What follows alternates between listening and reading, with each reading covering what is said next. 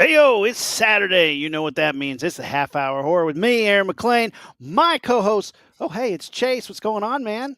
Doing good. How are you doing, Aaron? Doing fantastic. And guest, Oh yeah. multi-hyphenated podcaster, filmmaker, friend of the show, Chaos Manus is here. What's up, Chaos? What's up? What's up? Saturday, like you said, ready to rock. Let's do it. What's up, Karen? She's already in the comments, guys. Hit us All up, right. X, YouTube, and and of course, if you're watching in the Prophets Theater on the Block of Horror, that's cool too. But we're here. We're talking horror films today. We're doing a little bit more of a relaxed approach because I've been working all week. It's been a busy ass week, which is good. It's been a long Yes. time since I've been back at work, so it's been nice to get back on set, to be filming some stuff, working on some things. But I haven't had a chance to watch too many movies, so we were like, let's just pick an easy topic. These are films that have defied expectations. You went in thinking or had an opinion, and you came out with a different opinion or thinking something different. I'm excited about this one because we've been doing a lot of movies recently. Even last week, the movie The Menu we talked about that defied my expectations. But there's a lot of them because I think horror movies are meant to do that. Yeah. A lot of them lately have been doing a really good job doing that because to be original and to be interesting, you need to kind of come at it with that approach. I'm going to kick it off, and I'm going to start with this movie. This came out in 2020. This was a movie called Freaky, and this defied my expectation because, first of all, I was like, here's a movie. It's a kind of a Blumhouse thing. We got Vince Vaughn in it, and Twinkle, twinkle, baby. yeah, I don't not like Vince Vaughn, but at the end of the day, I was like, him in a horror movie? But then I heard that it was like a body switch 'em up, Freaky Friday style. And I was like, Okay. that title is cheesy. Yeah. But then the movie defied my expectation because not only was it a good slasher movie, but Vince Vaughn crushed it because in it, it's a girl and a serial killer when he tries to stab her with some mystical knife, trade places, and then he has to pretend to be like a high school girl the rest of the movie and convince her friends that the serial killer is a 16-year-old girl trapped in a serial killer's body. He crushes it. She crushes it to then switch and become the bad guy. This is Catherine Newton, who has gone Who's on kind to of do, become horror she's coming royalty. up. Yeah, She's become great. horror royalty. Yeah, I agree with you. This actually was on my list. I forgot to grab because of course, as per usual, most of the time I Backstage. have, and I showed you guys. Yeah. I have. Oh dear God! I know I'm not going to be able to talk about these. You don't have enough. But You don't have enough hands. so usually I like to grab several movies from my physical media shelves that relate to the topic. I had to grab Freaky because I forgot that one. Yeah, this one was a lot of fun. I didn't know what to expect because again, it came out at a really, really weird time. Of course, we were still in the height of the pandemic. This is when theaters in certain states just started opening back up because this came out in November 2020. Theaters were some of them were just I know here in North Carolina, like they had only been open like around October the previous month. And we just weren't getting good movies. A lot of these major studios were pushing back these movies. They were pushing them back to late in 2021, throughout 2022. So we didn't, and a lot of these studios were just kind of dropping smaller budget movies that they had little faith in, to be frank, weren't very good. Yeah. It was just a weird time. They were just kind of like, oh, let's just go ahead and drop it, just to keep theaters. Yeah, let's see if we can sell some popcorn and yeah. It was a desolate time. Yeah. It was man. Yeah, it was I was just talking to my oldest about that. I was like, remember that time? And he's like, yeah, it's like 5th grade for him didn't exist. Yeah, right? Like he just I'm online. Like it was it was weird. But yeah, that was when people were like, "Oh, you come out to the movies, come on down to the." People are like, "No, because you released it on streaming same day." So Yeah. I'm staying home. Yeah, this came out on streaming. I think it was 17 because this was kind of the start of the 17-day model. Yeah. That kind of Yeah. the tester for it. Like it was like I think Jason Blum said it was something he was going to because this is a Blumhouse film. It was something he was like, yeah, this is something we're going to test to kind of keep things going. Maybe more movies get rotated and shown in theaters. Of course, that ended up backfiring because now it's kind of become, unfortunately, a cop out for studios that for films that don't do quite well opening weekend. They're Yeah. like, we'll just throw it on streaming and VOD and hopefully recoup our losses there. And I Yeah. think I don't like that method, but I mean, it was something different at the time. It was something like, how do we do something different to bring people into the theaters? I'm looking at what came out in 2020. You're right. There's a whole bunch of stuff that's just dumped in the garbage, but Yeah, right. there's a handful of stuff here that is on my list because, again, I guess because there was no, you're not seeing trailers. The Yeah. internet is just gloom and doom. I wasn't getting a lot of feedback to like what movies are coming out. So then like a movie like Invisible Man drops and you're like, oh shit, this is good. But I had no expectations. You're like a Yeah, remake of right. Invisible Man. Yeah. Where's Wow Where's Chevy Chase? Yeah. Memoirs. Hell yeah. I always mix up that with Bill Cosby's Ghost Dad. Oh, For some reason, it's just like Chevy Chase and Bill Cosby are in a movie where they're both invisible. And I keep forgetting. And then I realize, like, he wasn't invisible. He was a ghost. And then it's like, and he wasn't a ghost. He was invisible. Like, yeah. That one's funny, though, man. I like that movie. All right. Chaos, hit me with one. What do you got on your list? Since we're talking about the pandemic, so I threw on one night at like 2 a.m. Everyone's asleep. We've been stuck home for a long time by this point. I threw on It Comes at Night, and I just sat in total darkness and watched it all the way to the end. And this movie, like, I don't know if it was just like the mental like gymnastics that I was doing at the time or my mental state, but this movie crushed me by the end of it. It was just so like bleak and like it wasn't like what was going on around us wasn't like exactly like this movie, but it was but we could relate. Yeah, I was just like absolutely crushed. 4 o'clock, 5 o'clock in the morning, I'm crying to myself, like real fucking like what the fuck tears, and just like this movie I don't know, like I said, I don't know if it's just a snapshot of the times, but this was one that I was like, holy fuck.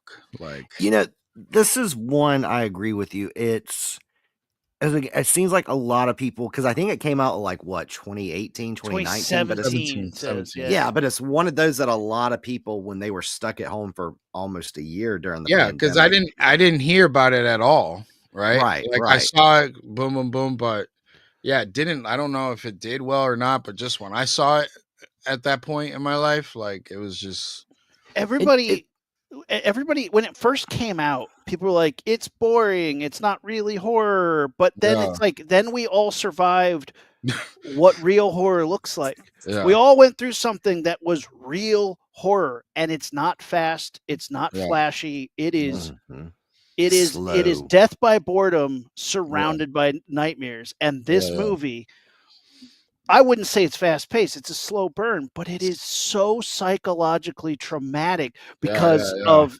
the desperate young family seeking refuge. And I think at some point in the pandemic, we all had that moment like, holy cow, what if somebody came knocking on my door being like, I need help? And we'd all like to think we do the right thing, but then you're also, at what point would I not? Yeah. That is like, that's where true horror comes in, when it's like, at what point are you, when you read like a Donner Party book or something, like, at what point do I start eating the cat? Shit like that, man. That's what this movie's asking you to think about. No, and that was the thing. Like, I just sat, it legit like was stuck in my head for like a good month, like just like the whole thing of like, and I know it's been out for years now, but like, it's just like, it was just like fuck. Like they were fucked from the beginning.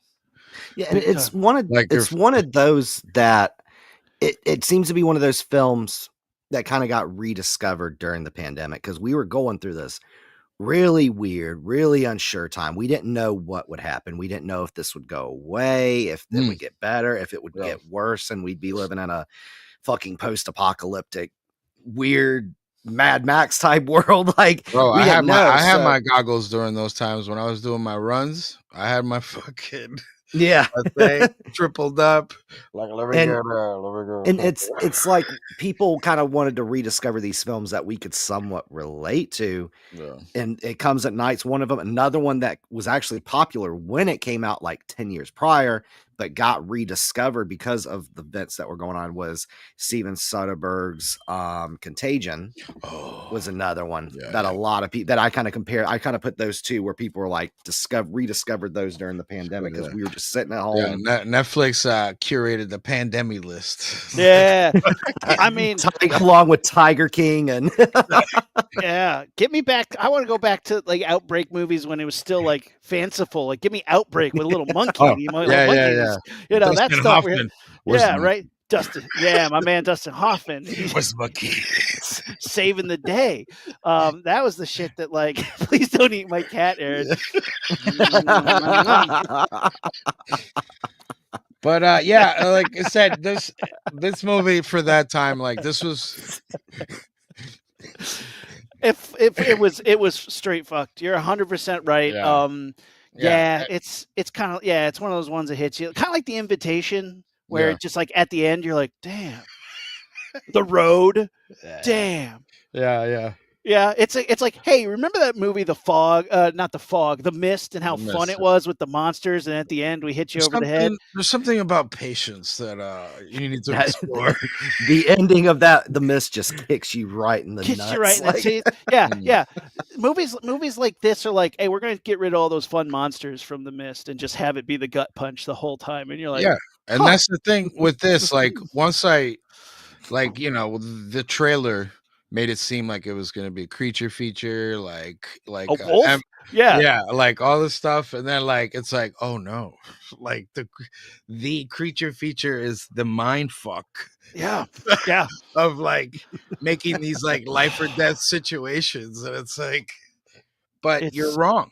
Yeah. And there's no right answer, and like it is what it is, and like no matter what you did, sometimes you just that's it, you're done. You're done. Yeah. Yeah, that's a rough one, man. Good start out. But yeah, defied expectations because you're like, I don't ever want to watch it again, but fuck, it was good.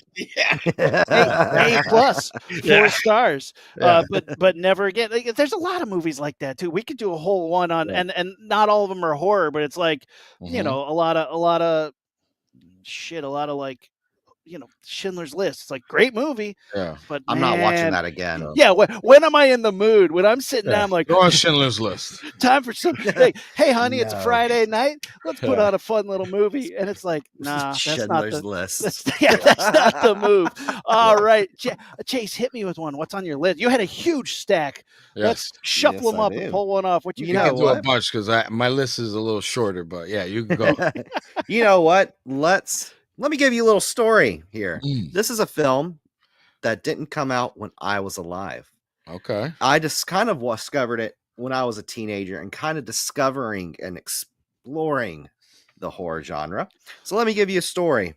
1960, Alfred Hitchcock releases one of the greatest films, considered to be one of the greatest horror films ever made, and a film that's influential for my love of horror. The Birds. Psycho. You love The Birds. Oh, Psycho. That's a banger too. That's great. That's a great film. But Psycho, word. becomes a big, massive success.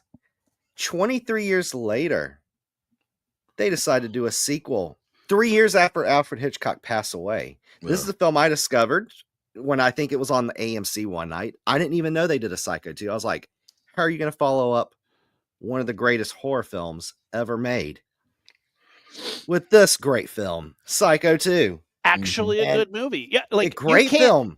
There's no world where you're like that. It it's just going to be a cash grab. It's just going to be Yeah, bullshit. But yeah. it actually, I mean, but here's the thing: if it was anybody but Anthony Perkins, this wouldn't have worked because Anthony Perkins coming back and playing the role of Norman Bates Yeah. makes all the difference. The way he descends back into madness in this movie is phenomenal.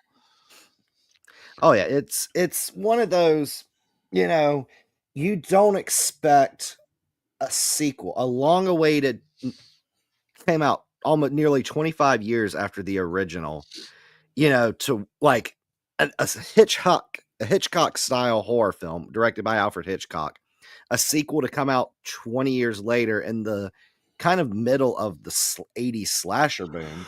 But you know what? It fit it perfectly like a glove. Mm-hmm. And to me, this is like one of the greatest and most underrated 80s slashers that came out around the time. Surprisingly worthy. So if anybody's been to Universal Studios and been to the Psycho lot, this is where they filmed that. They rebuilt it all to make it, and this is one of those ones that is really it's worth it.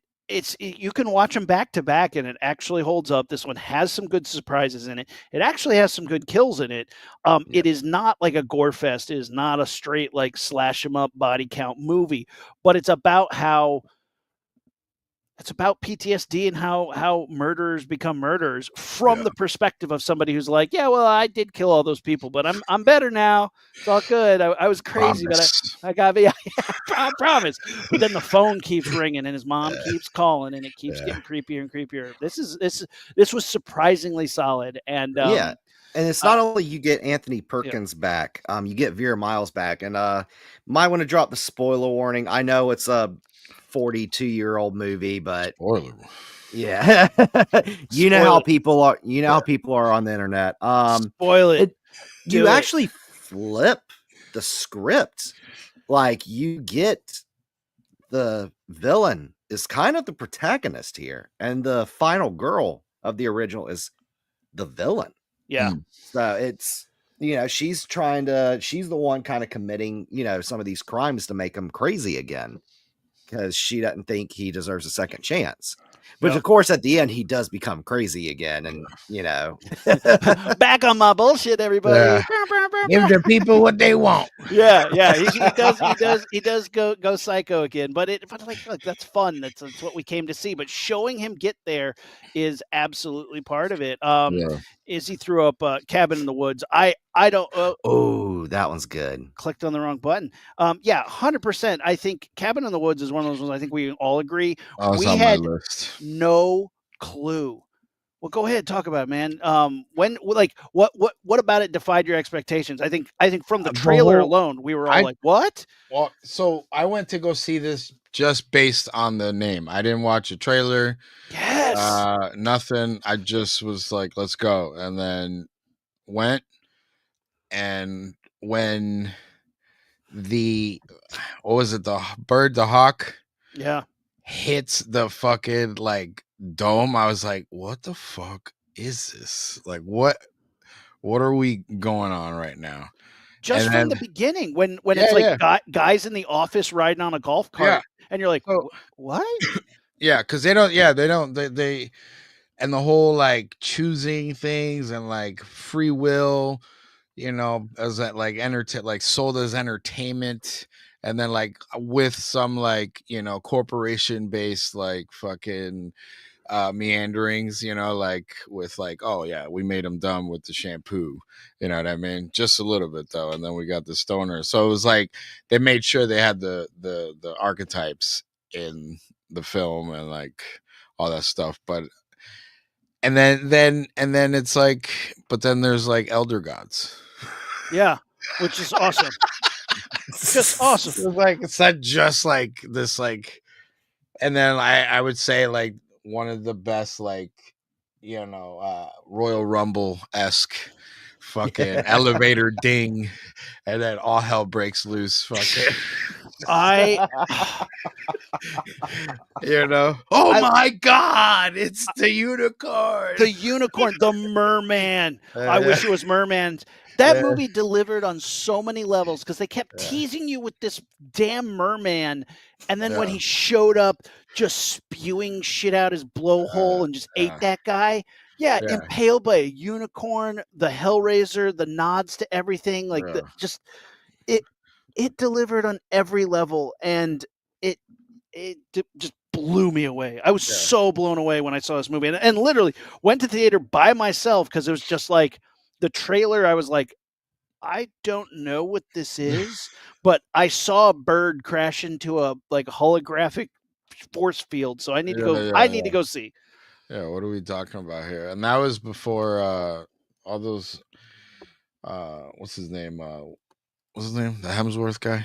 Chris Hemsworth? Yeah, Yeah. before Yeah. Thor and what's the other guy there? The stoner guy. Oh, I know he's he funny. went I know he went on to I think he was in like some other horror movies or horror-esque type stuff. But yeah, he's hilarious. Really With funny. the fucking it's not a bong. It's just Yeah, just his cup. His cup my turns coffee. into It's my coffee. and then because he's so stoned, it messes with the brainwashing Yeah. mist or No, whatever. no, it was they were supposed to supply him with their weed, but he was smoking his own stash. Oh, So he they wasn't so getting so dumped. that's why he was like, "What the fuck's going on?" Instead of like, "Yeah, this is cool, man." I love it. All right. So I'm gonna bring this one up. This is one of mine. So this is a movie from 2012. We we were doing this thing where we were watching as many shark movies as we can, and there were a lot of them, and they were really bad. And I was just slogging through like Avalanche Shark and Snow Shark and Sand Shark and Lava Shark, and they were just terrible. And I was getting Dino really, Shark. yeah, Sharknado 6. I was getting really bummed out because I was watching as many shark movies as I could for homework. It was what we were going to do. And then suddenly this movie called Bait 3D popped up, and I was like, ugh. But I love any movie that was supposed to be in 3D but is no longer in 3D because everybody's like, "Whoa, coming at you, dude!" And comes out in 2012. It's an Australian film. A Oh, tsunami flipped the food chain is the tagline of this movie, and a freak tsunami trapped shoppers at a coastal Australian supermarket inside the building, along with a 12-foot great white shark. This movie is a fucking banger. It came out of nowhere, swinging so hard and was so good. And I was like, after just wading through the water of garbage shark films, suddenly this like gem came out and bit me in the ass. Um, hmm. it starts, everybody's at this supermarket, they're doing their thing. Suddenly these guys are like, everybody on the floor, start shooting people, start trying to rob the place, and then a giant tidal wave hits. The whole place is flooded. Everybody's on top of the shelves, on top of the freezers, and the shark comes in and starts just fucking shit up. It was so interesting, and like they tried to, and then it turns into like an escape movie, a survival movie. At one point, I can't even tell you why they thought they had to do this, but they have like shopping carts on this guy to weigh him down into like this like diver suit. He's trying to get to open the door to let the water out, and then the shark's coming at him. There's people stuck in the parking garage in a trunk, and the shark's getting at him through the trunk. Still Wow. nobody knows who the bandits were who were shooting people, so there's a cop there, and some people are bad guys and some people are cops, and it was just really off the chain fun for being a shitty shark movie. You're like, well, this nobody saw this, and it just completely defied expectations, especially in the summer of shark that I was languishing in at that point. I'm watching the trailer right now. I have to see I have to see the visuals. Yeah, You already have me sold. I'm Yeah. probably gonna watch it tonight. Oh my god, it's so fun. Like, look, at the end of the day, it's like I've seen so many shark movies. like Jaws obviously is the best one. Yeah. Ghost Shark is one of my all-time favorite shitty shark movies. Ghost Shark? Ghost Shark. Get this. This shark gets murdered and his ghost can appear in any form of water and burst out of you. And I kid you not, this movie's so like the acting's terrible, but the things that it does when it's doing it right are like so fun. The graphics, total shit. But I love this movie. I got to interview the director. I've got to interview the editor. Nice. There's one of my favorite moments. There's a shitty party, and they're like, "Hey, you're making a mess of my party." And the kid's on the diving board. He's like, "Yeah, now I'm going to do a gainer at your party." And it does a backflip, and the shark just comes out of the water and eats him midair, and his legs just flop out. At one point, this kid's doing a slip and slide, and he's sliding down the slip and slide, and the shark comes out of the water and just eats the kid.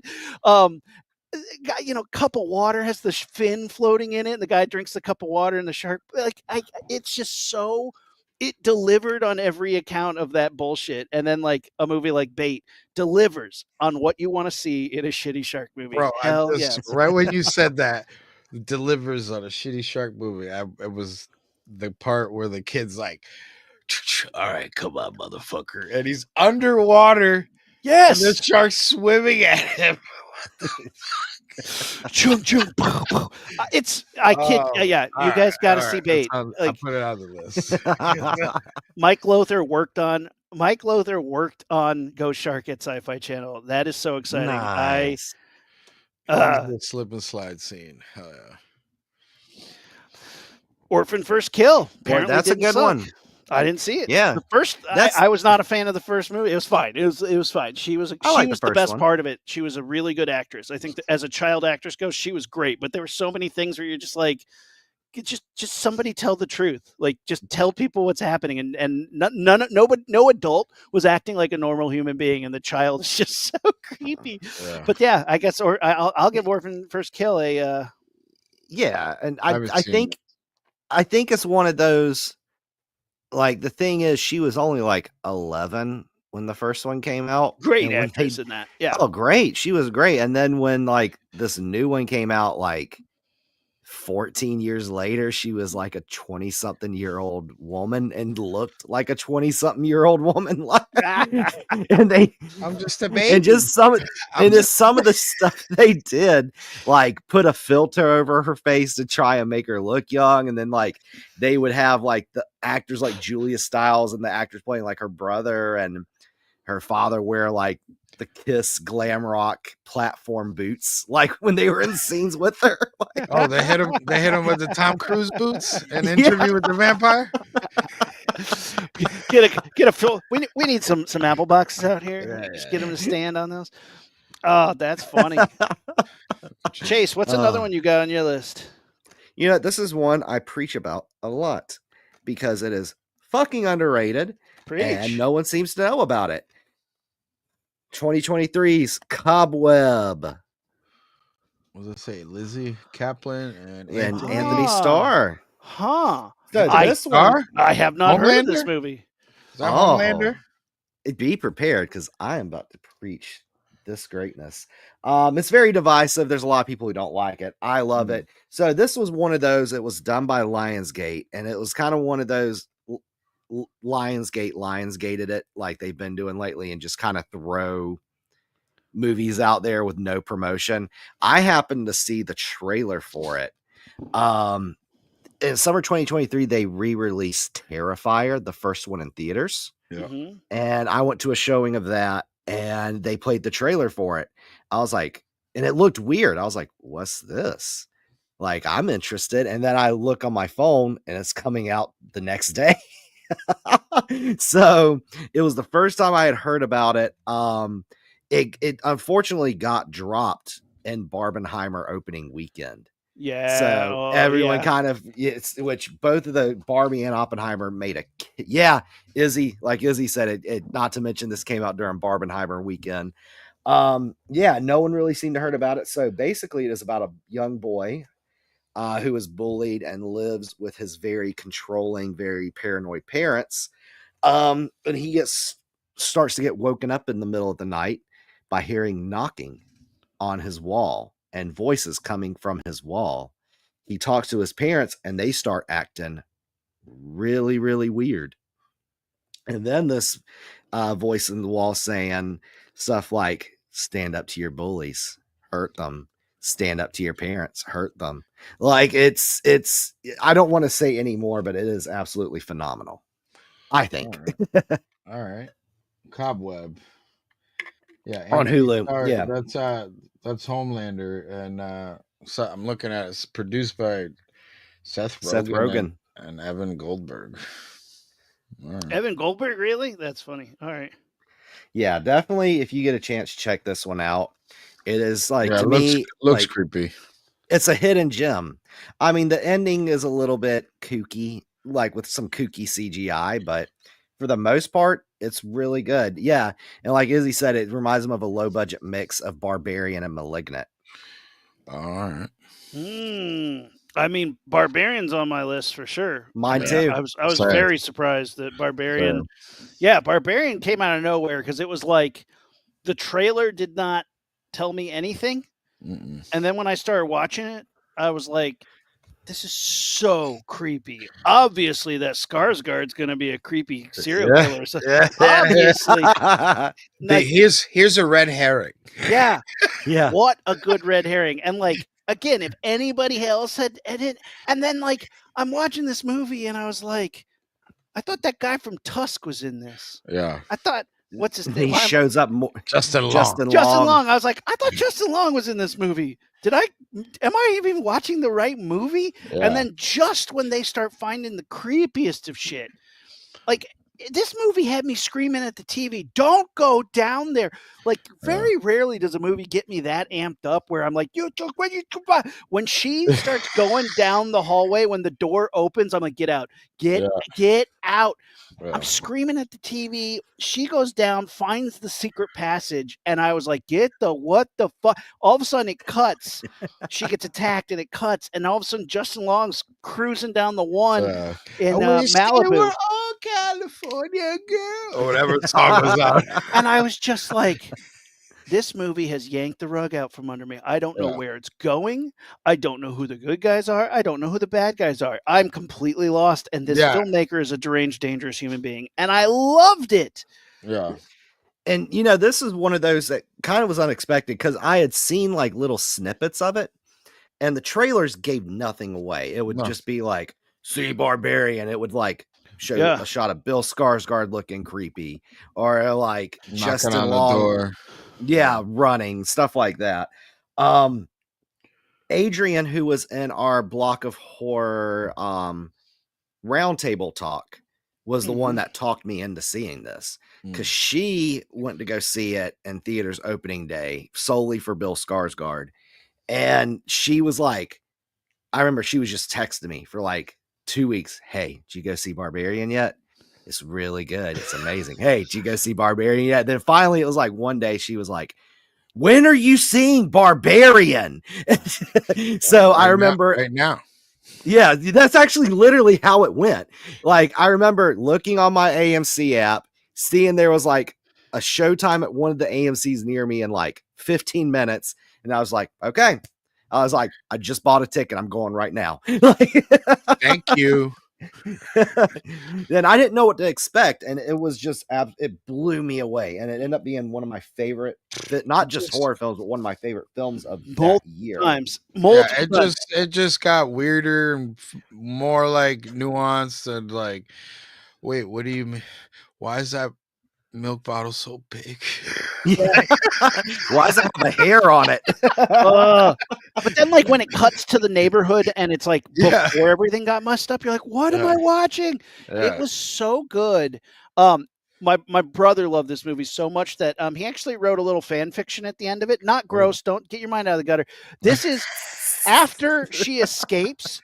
She's picked up by two people, and it was he wrote a script, and it's Tim Robbins and Sam Richardson from the Detroiters are the people who find her, and she's trying to explain to them what the fuck is happening, and they're just just two morons who just can't. And he's like, just for fun. And I'm like, why did you want to mix those two things together? Because he's like, I love Detroiters and I love Barbarians. So I'm going to write a little scene where the first people to find her after this ordeal is Sam Richardson, Tim Robbins. That would be another hell to fall into. Also, by the way, I just want to throw out there. This film came out September of 2022. Yeah. We don't have a physical release of it. No. I feel like that meme, that Fairly Odd Parents meme, this is where I'd put my Barbarian Blu-ray if I had one. Like, oh my God. That disturbs me. That makes me sad that you can only buy it digitally. I own it digitally, but I want it right there on my shelf, sitting comfortably. Like, gotta hit the bootleg department, sir. I'm about to do that. Honestly, at this point, I'm about to do that. Well, I'm desperate.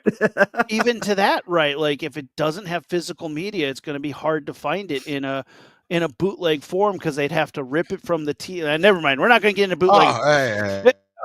Who's for the Patreon? We're not supposed to talk about that. That's for the Patreon episode.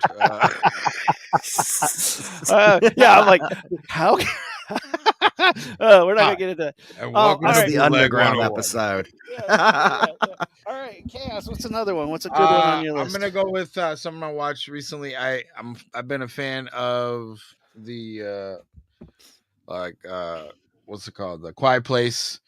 But day one, really, even though it was in the world, it's to me, and part of the trilogy is it could be its own standalone movie, with the way that I felt like, yes, it had horror elements and like the creatures and all that stuff, but it was more of a human story, and like the dynamic of like, I guess, growth and all that stuff. So like it exceeded my expectations, since that's the topic today, and the fact that like I didn't give a fuck about the creature, like the horror stuff. It was just like I wanted to see like how everything culminated with these two people, and like two totally stark different people like just understood each other fully at the end. I was crying my eyes out at the end of it. Really? Like, that was just, oh my God. I was like, I remember that's the thing, because the first two are good on its own. Yeah. And this is kind of like diverts from the main, because I think they're doing a follow-up to the A Quiet Place 1 and 2 with Emily Blunt and Cillian Murphy. This is kind of like its own spinoff, where I think they're trying to establish it as like the next horror cinematic universe. Quiet Place and 28 Days Later has emerging. Cillian Murphy reprises his role from 28 Days Later. But it was one of those, like with the first one, you're trying to figure out what's going on. Like, you're worried about these people getting attacked by monsters. And then this one, you're more concerned about, like, you want to know, like, where is Joseph Quinn's character going to go from here? Where's Lupita Nyong'o's character going to go from here? And then by the end of it, I remember, like, I was sitting watching it with my partner, and like I remember at the end, like he was like, "Are you crying?" I was like, "Yeah." Like, dude. Yes, that's what we're doing. Yeah, dude. And he was like, "Me too." Quiet Place. So Lupita Nyong'o is so good as an actress, and I love it. I love her, man. You need that strength to carry a movie. I don't know if you guys saw her movie, Little Things. What was her other horror talking movie? About the Cooties one with the. Oh, that's fun too. No, she did a movie where she played like a kindergarten teacher. Oh yeah, with Josh Gad or whatever. And a bunch of zombies show up. Little Monsters. Yes, here we go. That's a good one. That is a good one. Yeah. This movie, it's a comedy. Yeah. It's a comedy. She's a kindergarten teacher. They're at a safari place. Zombies show up, and she's trapped in the in the gift shop with all her children and a shithead Josh Gad. He plays the biggest shithead. Like, it made me not like him. And then people are like, no, he's actually a really nice guy. And I'm like, This movie made me think he's a piece of Yeah. shit because of his character, but because he's so indistinguishable. He's always like, "Hey, I'm that snowman from Frozen." Like he's always Yeah, that guy. That is him. But then to have him be such a dick in this movie. Yeah, she was. Huge. Mike just said us. That was a great one. She was really Yes. great in that too. Dude, She phenomenal. crushes it. The Yeah. song in this movie is "Shake It Off" by Taylor Swift, and the studio was like, "No, you can't. We're not paying for a Taylor Swift song that's going to cost us $30,000, $50,000." And Yeah. she goes, "But I need it to be this song." And they're like, "No, we're not paying for it." I guess the rights to use a Taylor Swift song are astronomical. And she goes, Yeah. "Bet, watch me." She goes, calls up Taylor Swift and is like, "Hey, here's what I want. This is what your song means to me. To put it in this gory zombie movie, what it means to get children through this night of terror." She gave this heartfelt pitch to Taylor Swift herself, and Taylor was like crying by the end of it. It was like, "Of course you can play my song on a little ukulele and use it in your zombie movie." And that's why "Shake It Off" is in this movie. And it's like, it's such a great, Yeah, that's the better story. Yeah, like that part, like, cause like, yeah, kindergarten teacher, so she's trying to like, all right, eyes forward, don't worry about, don't look over there. Yeah, don't Let- watch don't- all these people die. And don't worry about the dismembered body hanging off the little cubicle there. Don't let's eyes Oh, forward. it is amazing, and it's one of those things. Like this movie, for like I now it's on my list. Mine too. It wouldn't have been. She acted at 100% serious.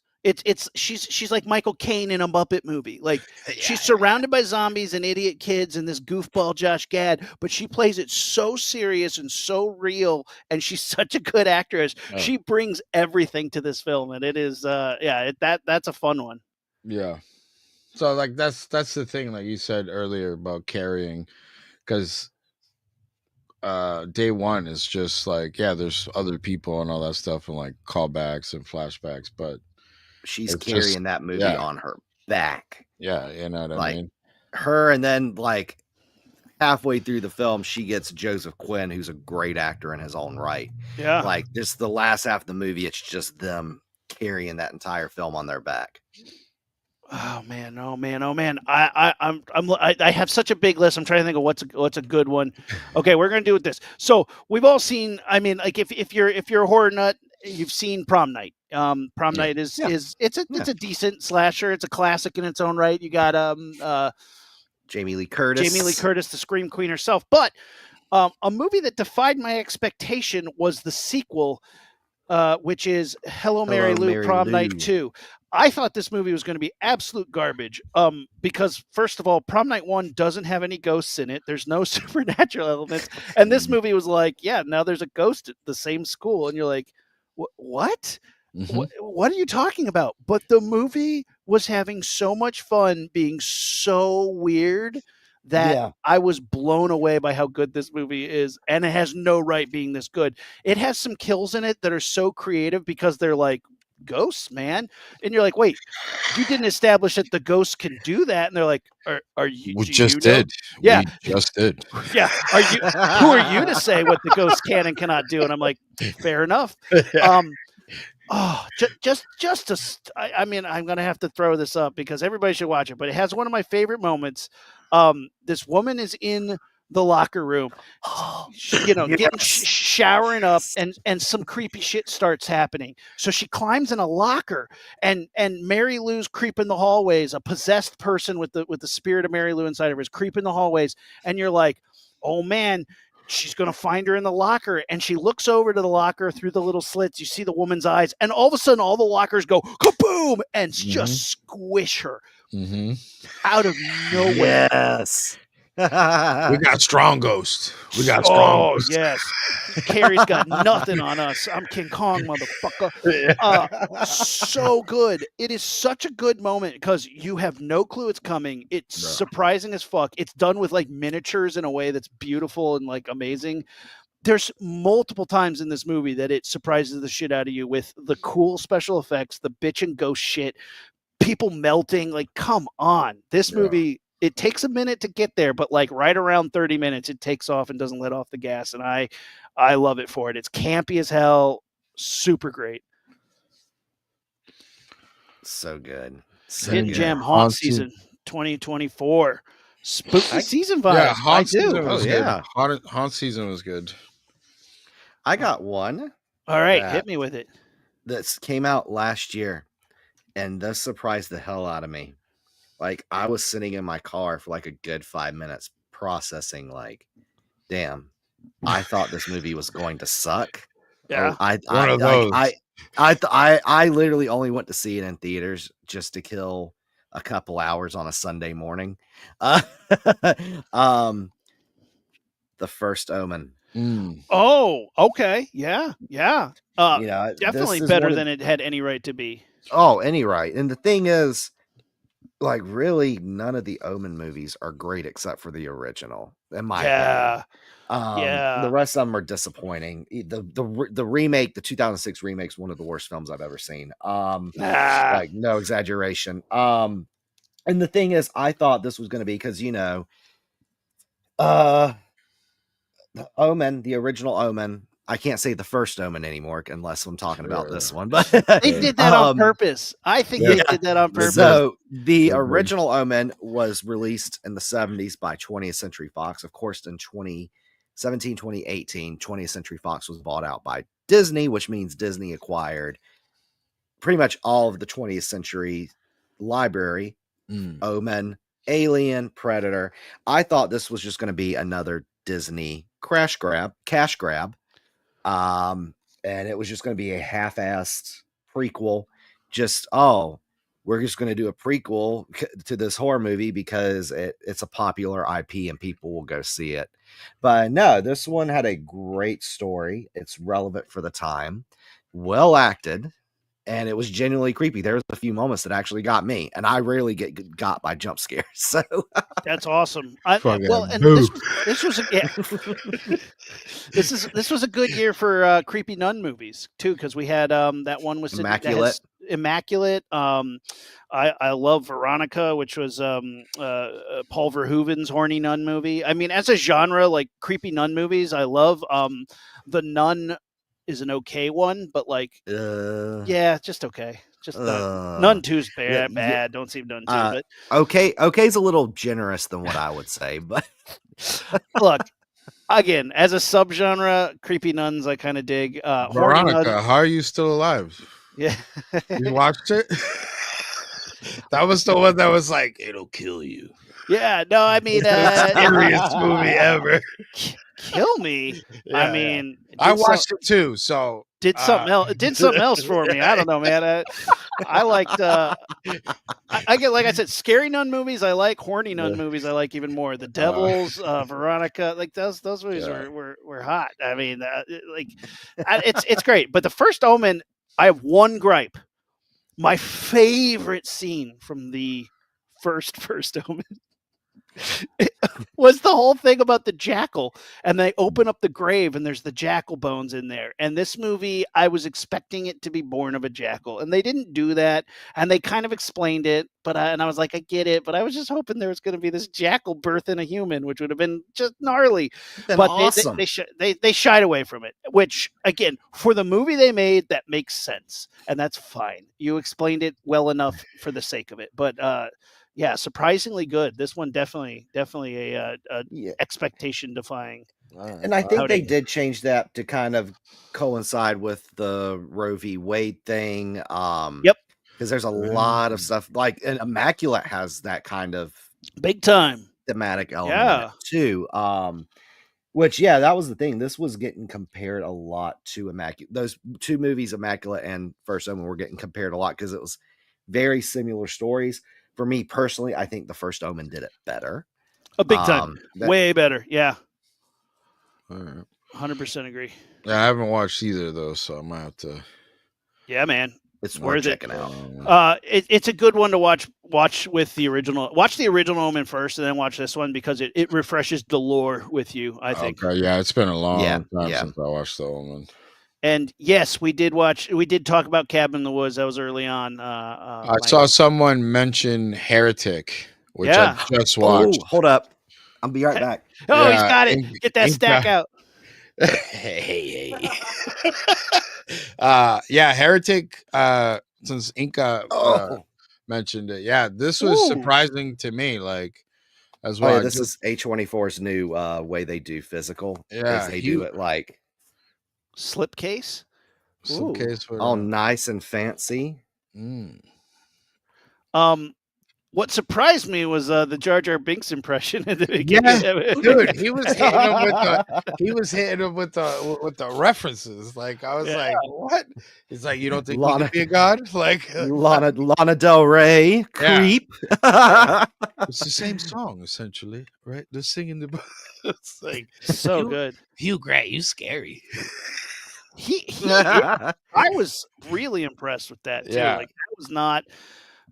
But it's we've gotten some really good, surprisingly good movies. I think Heretic was really weird, and just great performances all around. Like him being a Yeah. creep. We were talking about. I just watched Cuckoo last night. I wouldn't put it as a defying expectations. It was kind of like, oh, that was good. But Dan Stevens blowing me away with a great performance from him. Yeah. Dan Stevens and Hunter Schafer were both. So, really good. I definitely recommend Heretic. Just on the whole, because the thing is, I want for me, because it hit a little bit for me, because at one point in my life when I was like 17 through I want to say like right before I turned 20, I went on this whole like spiritual religious thing where I was seeking out and what he was talking about in the movie is like kind of the same deal that I landed on, and I was like, holy fuck, like I was just like, what the fuck, like Well, and you didn't have to build the creepy maze to get there, man. I didn't have to kidnap anybody to come. But the thing is, I think it's like something that anyone who grew up in a religious household can really relate to. It's going to go one of few ways. Either you're going to, when you get older, you're just going to double down on it and just get like super religious, or you're going to go on this journey that's going to go one of two ways. You're going to try and explore what's the meaning of life, what's the true religion, and either you're going to be like, okay, the religion I am in is the true religion, or you're going to stray away from it, like religion completely. That was the later's my experience, where I completely have strayed away from it. But yeah, and it is kind of neat to see that kind of represented on screen. Yeah, and I like the yin yang juxtaposition of the girls, one being born into, and then one presented as like as like not a crutch, but like as a means to like write your life type of deal, and like pathways and stuff like that, but then still having like what I call the street smarts, where she's like, this guy's a little creepy, and then she's like, oh, thank you so much, even as he's telling you like, make your choice, you have free will, right? And then she's like, thank you so much, and the other girl's like, get down here in the fucking basement, like here's the thing. I forgot who I told this to. I know it was one of you two, but so it's on HBO Max now. I went over to my parents a couple weeks ago to have dinner with them, and before, I remember like a few minutes before I left, I stayed for about 30 extra minutes and stayed with them while they turned it on for them. I turned on Heretic, and it was just so fun for like the first like 45 minutes to watch my parents' reaction to it. Like, because like it was like my mom was like, that one's more like the one that was born into it. That one's more innocent. She's going to be kind of the dingy one. Yeah. The one with the black hair, she's more street smart. She's going to catch on to it. Like, figure it out.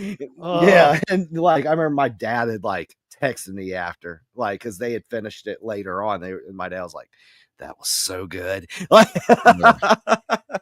We've had some really good ones recently. It's been quite the outing for horror. Been some really, really good stuff. I mean, the Hellraiser remake is one that I think that's one on my list too. I was like, no way you're going to even compare to how good the original is. I didn't see that. When did that come out? What, this 2022? Yeah. And on Hulu. It's a Hulu original. Forgot about it. I remember. It's good. Is it good? It's good. It's really good. Okay. It's really good. It's really good because they approach Pinhead from the idea of like an Addiction. addiction. So she's a drug addict, and it's like, do I break that cycle, or do I give in to the darkness and let it consume me? And then the Pinhead and the Cenobites show up, but the redesign of Pinhead is so sick because Oh, it's the all Cenobite, the redesign of the Cenobites are amazing because it's it's all flesh. flesh. Yeah, it's all And flesh. oh, It's Aaron, Alright. you just yeah. opened Pandora's box, or should I say the Lamech configuration? Because if you mention Hellraiser, I could go on a tangent.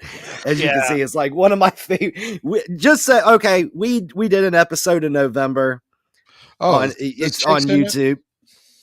It just watch that for our Hellraiser discussion. It's one of my favorite episodes we've ever done. But Yeah, here I'm just gonna pull up some of the pictures of them. Like, come on, Oh, yeah, I gnarly, do gnarly, remember seeing this online. some gnarly looking Cenobites. They're just so cool. I mean, just the hands opening up. Like, stop it. Like, oh, get out of here with that creepiness. it's very divisive, I noticed. But like the thing is, people who go, Oh, "Oh, it sucked," is this I'm the one like, that people were complaining about Pinhead was a girl, a woman? Yeah, yeah, yeah. yeah. But in the book, she Yeah, was. So yeah, it's like, tell I me you mean, don't read. You don't read? yeah, you don't read. And Jamie, what's the actress's name? Clayton. Jamie See Clayton that?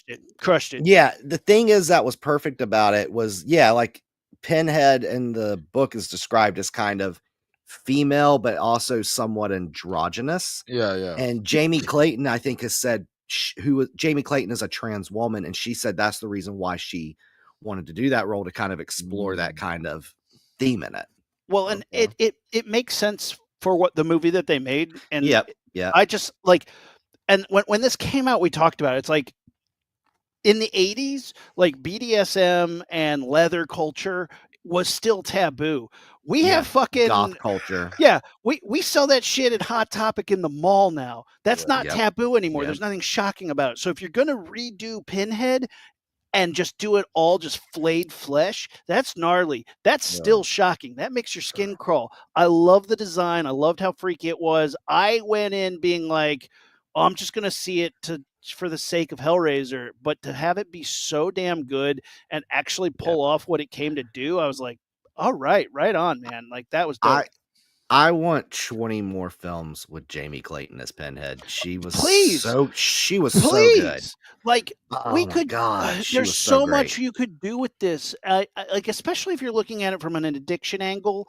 There's so many different addictions you could tackle like this. Like, I would love like a Vegas gambling addiction one. I would love Food addiction. food addiction. There's so many Yep. things that you could do in the Cenobite world that this portrayed and make it be really good. But I think with the success of this one, they've kind of become paralyzed of like, oh shit, you guys liked it. We didn't have another one in the chamber. Yeah. They're developing one from what I've Hold been on. reading. Yeah. What do you mean by that? They liked it? What do you mean? Yeah. We could make another one, maybe? Oh yeah. They're like, What if oh, we do? Shit. Well, we didn't expect them to like it. Yeah, we thought everybody was just gonna get pissed about it. Yeah. And that's the thing. People who like, I've seen people online go like, "Oh, this movie shit." The 2022 one. I'm like, have you seen any of the straight to DVD ones? Yeah. Compared to the original first one, or the first compared to the first three, it's definitely not out surpassing them. But I put it as I put it as the second best Hellraiser in my list of Hellraiser movies. Okay, it's my second best, but because it's hard to beat that first one. But as far as like visuals go, man, it is way up there, and it's better than like 12 of the other ones. So come on. Yeah, it's my second There's favorite. a million one too. Hellraiser movies. They're terrible. Yeah, the only like, if I always tell people, if you want to dive into Hellraiser, do the first three, do the reboot.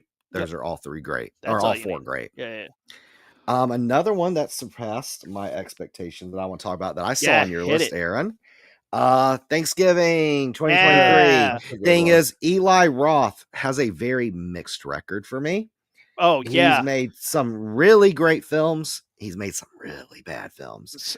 He's made a really great film and then some really no. Okay, I kid. Yeah. No, you're 100% right. You know, you're 100% right, but I was that's being right. generous. We got to be Yeah, nice. yeah, like the only really Eli Roth film that I love prior to this was Cabin Fever. Like Oh, to me, That one's good. That one's the first Hostel I thought was pretty good. It was, yeah. you know, For me, it's everything it's else. Hostel. I didn't like Cabin Fever, but yeah, Hostel's Um, at least but I don't know had a plot. It's but funny. yeah, the thing is, this was originally a trailer in the Grindhouse, 2007 yeah. double feature Grindhouse, and to me, this had the most promise out of all the double features, or out of all the fake trailers, excuse me. And yeah, and it was just like time kept going by, time kept going We by, got time two kept going Machete movies by. before this came Two, out. ma- Yeah, we did. two Machete films and Hobo with the Shotgun. Yeah. Like, um, but yeah, this one, and it was like, you know, he finally announced it, and I was excited. Like, I was like, hell yeah, we're getting Thanksgiving. But it was also like, it's Eli Roth.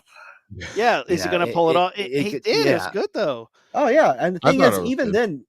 even then, with the first teaser, I was a little bit anxious. I was like, because it didn't have that kind of grindhouse, the aesthetic, the film grain, the film scratching, kind of the 80s style. But when you watch it, it's like the fake trailer is more in line with stuff like My Bloody Valentine, the Halloween films, Prowler, where it's like an 80s slasher.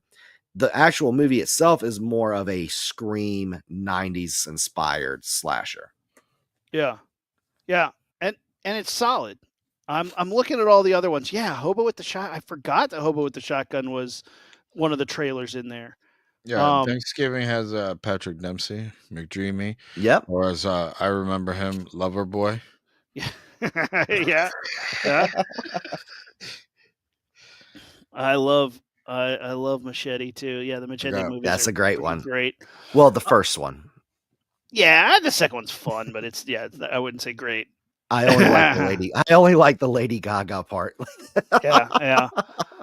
I don't know if you guys have ever seen this movie.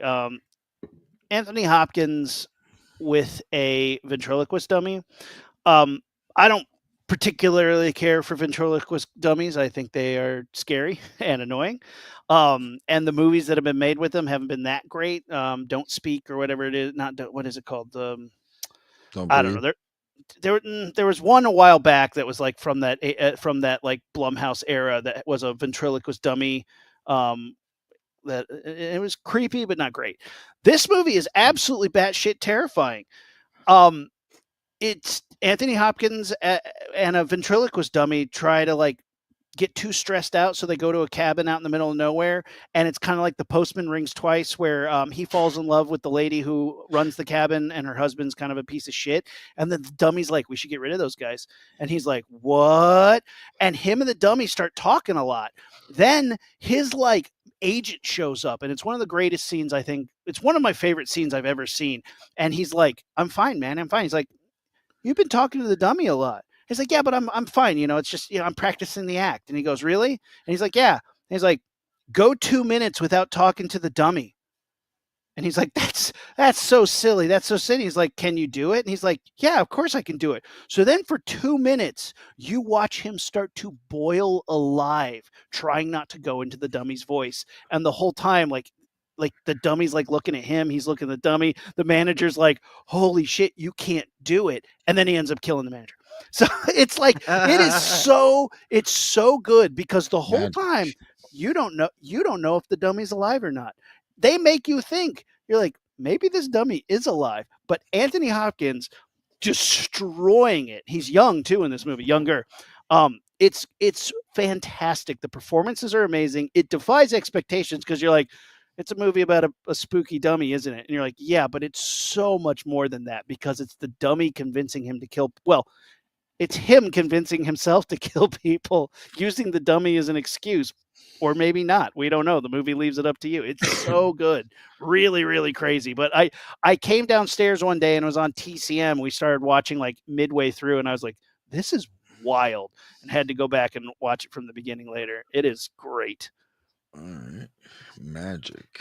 Yeah. Watch that one. Anthony Hopkins and a ventriloquist dummy. You'd never think that this movie had any right to be this good, and it is freaking great. I actually have an Anthony Hopkins movie on my list too. Oh yeah, what is it?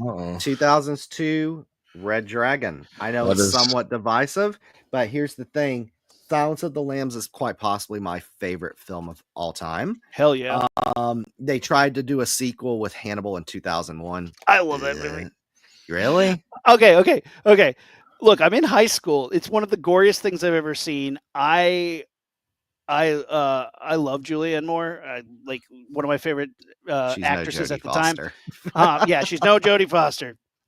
Dead true about that. But the movie was hyper gory and like crazy prosthetics. And then in the middle of the movie, when they're feeding Ray Liotta his Liotta. own brains, a woman gets up and tries to leave and throws up on us. And we thought that was just like the icing on the cake, like literally like rained it down on me. And I'm like, fuck yeah, I love this movie. we just sat through it. And I'm just like, I'm not leaving this movie at this point. This man is eating his own brains and a woman puked on me. This is the best movie I've ever seen. So I was pretty amped up at that point. I was pretty amped up. The thing is, I was a little disappointed by it. But the thing was, when they announced a sequel a year and a half, like this sequel came out, prequel came out a year and a half later. Yep. Like after Hannibal, and it was I was kind of a little bit a little bit leery of it. But it's actually a really good kind of back to basics. The kind of that what made Silence of the Lambs so good. Is it as good as Silence of the Lambs? No, it's a good movie. No. It's really good. Did you ever see Manhunter? Yes, Manhunter is the original version of this movie. Yeah. With Brian Cox as Hannibal Lecter. And Tom Noonan as the killer in this. This is Tooth Fairy. Yeah, this one is a much better version of that film, but still both are worth watching. This one fits the vibe of the Silence of the Lambs. Yeah, Hannibal. Anthony Hopkins trilogy. And for those who recognize former FBI agent Will Graham, who is the main character of the Hannibal television series, which was going to go into Red Dragon and Silence of the Lambs later, which would have been awesome. Yeah. Yeah, and the thing is, though, with you're right, with Red Dragon, it fits the Anthony Hopkins Silence of the Lambs Hannibal vibe, where I think it was Dead Meat James who said this about Manhunter. Manhunter's more of like a Miami Vice crime thriller. Bingo. Yep. Yeah. Oh, well, it's more about the criminals. Hannibal Lecter wasn't a character yet. Hannibal Lecter's just a guy who's in the movie for one scene. Yeah. Whereas Red Dragon was like, oh shit, Hannibal Lecter, y'all, Anthony Hopkins, you know him, you love him, he's back in another movie. And they navigated it really well though, because it could have been trash. But they did a great job. And I mean, Fight Club. Edward Norton's awesome. Fight Club. That's his name from now on. Yeah, fucking Fight Club's in it. Yeah, Fight Club, the Hulk. Remember when he was the Hulk? Yeah, he was good in Primal Fear, though. I liked him in A Complete Unknown. Dude, I thought he was really good in that. He's a great actor. Primal Fear's the shit, though. Good shout out to that. And who's the other guy in that movie? Richard Gere. Richard Gere, yeah, Gerbil Boy himself. He crushed it. That's not true. I shouldn't be spreading rumors. No, that was those rumors, like before the internet rumors. Like, I know I'm a Chicago guy. The guy from Chicago. Had it coming. He had it coming. I see Possessor on there. Yeah, I love this movie. This movie came out of nowhere too. Hell blew yeah. my mind. Dude, that movie. Like they went there. Right? Yeah, I won't spoil that part, but I was like, holy fuck, they went there. Dude, the ending, rocked me. What? This movie, Possessor. I mean, all his movies so far have been bangers, but the latest one, the Infinity Pool, didn't defy expectations because I was expecting that shit to be good, and it did not disappoint. How about that? That's a different episode. Did not disappoint. Movies that did what they were supposed to do. Yeah, this movie crushed it. I love Possessor, man. Chase, any more? You had the big stack. Is there any others you want to throw out there? Because we're getting close. Do you just want me to rapid fire? Oh, yeah, hit me. I love the rapid fire. All right. Mike Flanagan's Hush, This is Yes. really good. Did not expect it to be a banger because it was straight to streaming. Yep. I'm happy Netflix lost the rights to it so I can have it on physical. Yes. Another two, Curse and Cult of Chucky. These are Bingo. two Alright. films Yes. I did not think were going to be good because they're straight to video sequels. You know, Okay. Universal did not have faith in them. They made them straight to video sequels, which straight to video sequels of long established horror franchises bad, but this was actually good. They're like, we're Strangers moving a Prey. lot of units for those new Chucky movies. Like, Yeah. Well, but also to have the daughter of the Brad voice. Dourif. Yeah. Fiona Dorff crushes it in She's those movies. great. She's great. And that defied almost as much expectations as the movie being pretty good. Strangers Prey at Night. I good. did not expect this to be good because it came out 10 years after the first one. I felt like we were getting a Sin City 2 Dame to Die For, where it came out 10 years too late Yeah. and after it's lost its relevance. Surprisingly, this is really good. Conjuring. This is another good one because this was in the middle of my personal hell, which was the found footage craze. This was something different. This was something refreshing. Yep. Really good. All right. Really good. I'm gonna do one more. I got a couple. Oh yeah. Megan. This was a lot of fun. Love this Dude, movie. what did you think about the new trailer for the new one? I'm ready for it. I He's love how ready. they're taking it. They're doing a Terminator 2 Yes, route, they which I straight up love. are. They straight up are. The trailer was like it's like, hey, we're gonna take this momentum and just ride this off a cliff on a motorcycle with like a flag flying off the back. I mean, they didn't give a fuck. They're just like, we're just gonna go rocking hard with it and have a good time, and we just want the bigger and audience it's to cheer. sassier. Yeah, It's bigger and sassier. The trailer was so off-putting, but after I started watching it a few times, I was like, you know what? They're going to have so much fun with this movie, and I don't want to not have fun, so I'm going to get on board. And here we go. Like it changed my mind because I was like, this is not the movie that I thought it was going to be. It's not the tone I thought it was going to be. I don't know if I like it. I'm a grumpy old man. But then, like, I watched the trailer like 3 times, and I was like, I don't want to be left out while everybody's having fun riding this motorcycle off a cliff with a robot the robots. So I might as well just have fun with it and say, fuck it. Like, get over yourself. Yeah, that's a lot of like just let it happen. Yeah, let it happen. Let it happen. See what happens. All right. Chaos, hit us rapid fire. What do you got, buddy? So I'm gonna go The House That Jack Built. Okay. All right. Yeah. The Dark and the Wicked. An An Autopsy of Jane Doe. Oh, there you go. Hold on. Time out there. That's a movie you got to talk about. That movie is crazy because you're like, Brian Cox. Speaking of, there he is, Hannibal Lecter himself. Yeah. But yeah, I thought when I went into that blind, didn't see anything on it. And it was such a wild ride of like a claustrophobic type of deal. It was set in one room.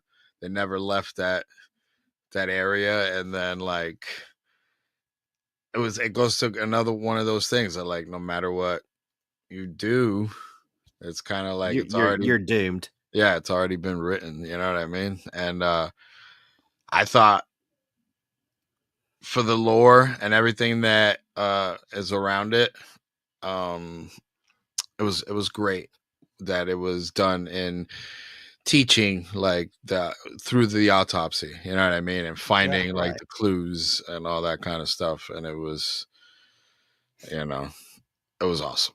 Like when he realizes at the end, like right when he gets to, he's like, we've uncovered something here that we don't know what to do with, and we probably shouldn't have seen it. Yeah, it was super unique. Yeah, really, really unique. It's a great one. Yeah. Let's see here. Oh, and then 3 Extremes, just to fuck people up. Go watch that. 3 Extremes. Thanks. Oh yeah. I mean, it defies expectations. How? I don't know. I sat through it. So someone else should. I had to see these eyes had to see this, so now your eyes have to see this. I don't know what expectations I had, but it will break all of them. I mean, yeah, definitely. I mean, it's a little bit of an anthology, a little bit. No. I mean, you got Park It's Chan got a Wook, little. It's got a you little got bit of for Takashi everybody. Miike, and Fruit Chan. Yeah, they're freaky, man. Yeah. We won't spoil. We don't need the spoiler alert thing because we're not gonna give too much away. I think it's probably one of the best cohesive like anthology films, and like, I mean, look, say what you want about Takashi Miike, deviant, twisted, fucked up. He knows how to make a story, man. He is good at it, really good at it, and all three of these are solid. I mean, Park Chan Wook, who just did Mickey 17, who did Parasite last year, like they. Yep. All three of these guys. The person who I know the littlest about is Fruit Chan. He does the first one on this, but yeah, they are three extremes. They're very extreme. Yeah, that's a whole. We should do an episode on those. I mean, look, we could do. I mean, like you'd have to define it because it's like there's the French extreme, there's the Asian extreme, there's You that might whole have to era. give me. You might have to give me a list before we do it. You'll be like, you guys can go ahead. Give me a list in 3 weeks. There's a lot of weird shit and fucking holes you can go down. Visitor Q. Yeah, it's just so. Yeah. No, I'm sad. All right, so let's talk about better watch out. We'll end it on a better better watch out is a good. There we go. Thanks for bringing it back. I was gonna end all sad and freaked out, but here we go. Better watch out. Watch out. It's Christmas time. It's a great movie. Go watch it. Yeah, that was on my list. A horror version of Home Alone. Yes. Yeah, and so good, so good. I love it. Oh man. So yeah. Guys, let us know. We're gonna keep the conversation going over at the Discord. Let us know. We're gonna drop the letterboxed list that I made. There's a bunch on there that we didn't get to talk about. I'm gonna drop mine on there too. Do it. Good. Just little bit of little recommendations of mine. I think y'all should check out. But there's a lot on here that are super good. Everything we talked about.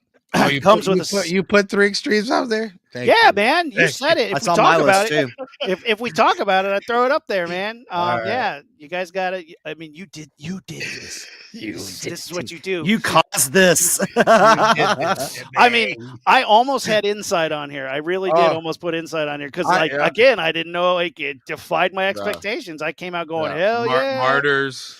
Yeah, I mean, all those movies they do defy expectations. Frontiers. It's on my list. They also stretch your expectations and crawl inside of them and use them poorly. Take a dump in there. Yeah. Oh man, they're on my list now. Yeah. Get ready to be sad. We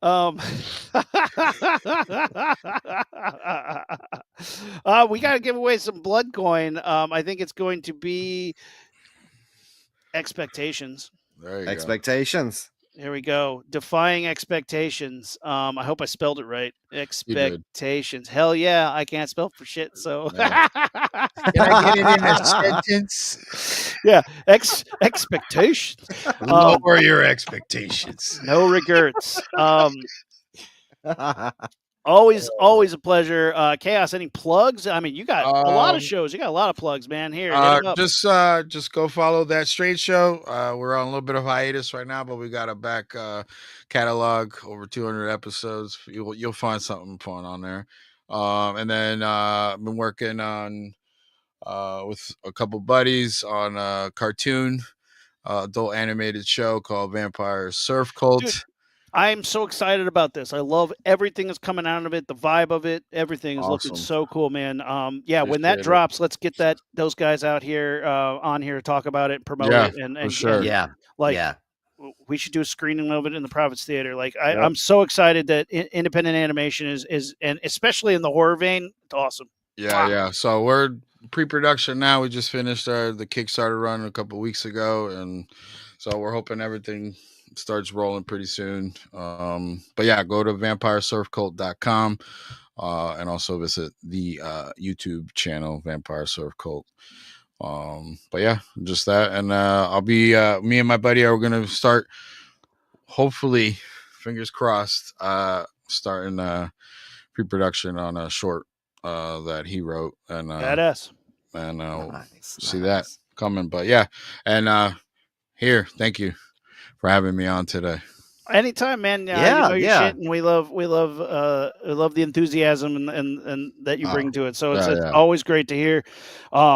You know, get great horror fans on this show, and we love talking horror with you. So yeah, anytime, man. I would love to have you back. Like I said, Vampire Death Cult, Vampire Surf Cult, get that going, because guys support independent cartoons, because cartoons are, everybody's going AI bullshit. Yeah, Fuck no, that. it's frame by frame over here. Yeah, edit. Hell Yeah, Hell like, yeah. you know, use your tools wisely, but like we got to support cartoons, and especially like right now there's the Day the Earth Blew Up, which is Porky Pig and Daffy Duck. Like, go see that shit in theaters. Yeah, I didn't see nothing about it. My buddy went, he's like, oh, I'm like, that's a thing out now, and he's like, yeah, and I'm like, oh shit, yeah, funny. It just got tossed at theaters like for a few weeks. Yep, go see it. Weird. Go support animation, guys. Because the animation is we can't let that go. That's the beauty. Animation captures what it feels like to be human, not just what it looks like. It's what it feels like. The animation captures feelings so well, and when you watch, like, you know, real Studio Ghibli movies, when you watch real animated films, like, people put their heart and soul into that, and you see a piece come back at you. And I love animation so much. I'm always obsessed with it.